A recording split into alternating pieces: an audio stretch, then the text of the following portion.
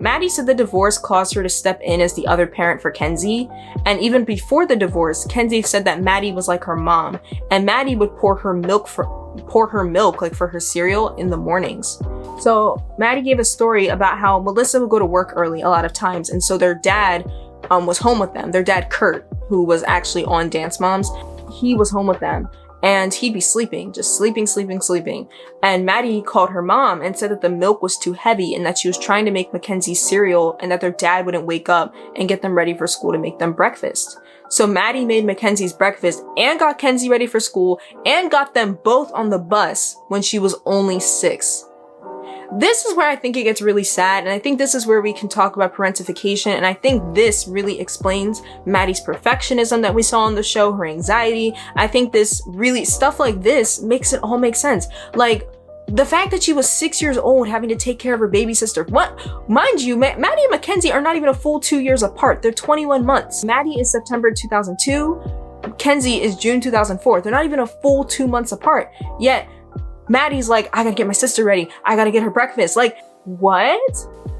So then when Melissa found out this was happening, she quit her job. She didn't know it was happening and it pissed her off. So good on Melissa for quitting her job when she found out that was happening.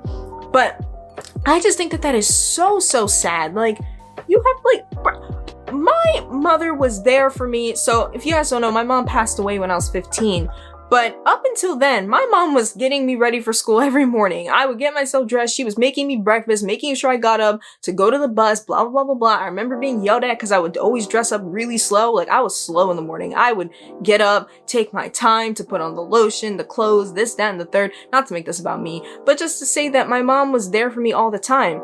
And so after she passed away, you know, that was a month before my sophomore year of high school ended. And so basically for my junior and senior year, I had to send myself off to school. And that was hard even for me. I guess one, because yes, I miss my mother a lot. And two, it was just hard in general because I was like, man, I gotta make my own breakfast. Like, I gotta do this, I gotta do that.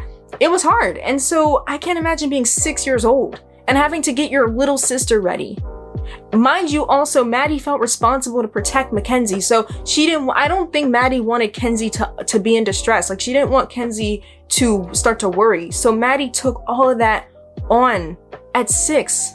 And this was before Dance Moms. So she was dealing with these parentified sort of roles very, very young. We're gonna get more into the research that I found, but I think it explains a lot about Maddie in particular. Maddie also said that sometimes nowadays, Melissa will call Maddie to speak to Kenzie about certain things because she feels that Kenzie will respond to Maddie more than her. So even to this day, Maddie's still kind of playing mother 2.0 or like a second mom to Kenzie, because if Melissa tries to speak to Kenzie, Kenzie don't listen, but if Maddie speaks to her, Kenzie listens. So you can tell that